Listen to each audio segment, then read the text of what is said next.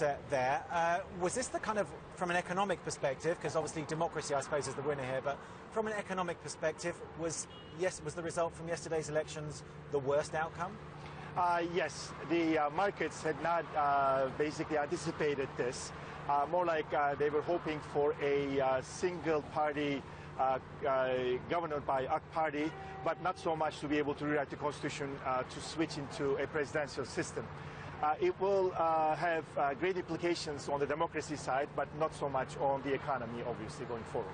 But was it the economy what lost it for the AK Party? I mean, they won the elections, yes. But was it because of the slowing economy, high inflation, rising interest rates, high unemployment? Were those the things that were on people's minds?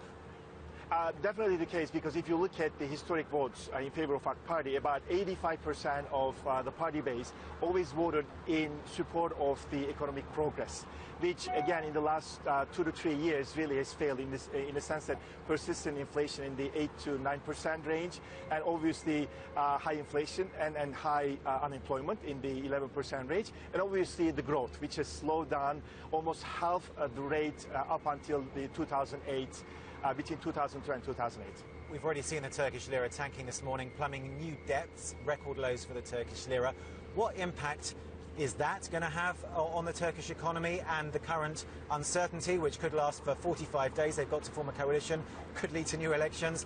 What are the implications of all of these things on the Turkish economy? Obviously, coalition government and coalition talks will create political instability, which will postpone the reforms, which will postpone the new economic policies.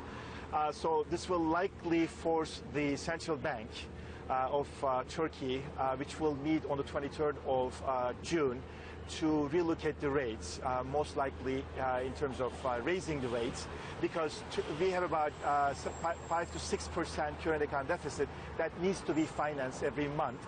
And the only way to stop the declining Turkish lira against the dollar and euro will force the central bank to jack up rates. But of course, the central bank has held back from raising rates further because of the intervention of President Erdogan. Is he now going to hold his peace? Will they now feel freer to do what they feel is best for the economy? Well, President Erdogan has not spoken yet, so we will want to see what he will say in addition to what will be the likely coalitions. And the leading scenario right now is a coalition between AK Party and MHP. And from both parties, they have people with strong economic credentials to be able to lead in the more pro-markets, basically, policies. And this will give, I would say, more freedom to the central bank to do the right thing. But if there is an MHP, which is a nationalist party, and AKP coalition, that doesn't augur very well for peace talks with the Kurdish parties. And when we were in the Kurdish southeast, they're all saying, you know, the most important thing is peace, because then the economy can prosper. That is correct. If the likely outcome happens between MHP, Nationalist Party, and AK Party, that would practically be the end of peace talks.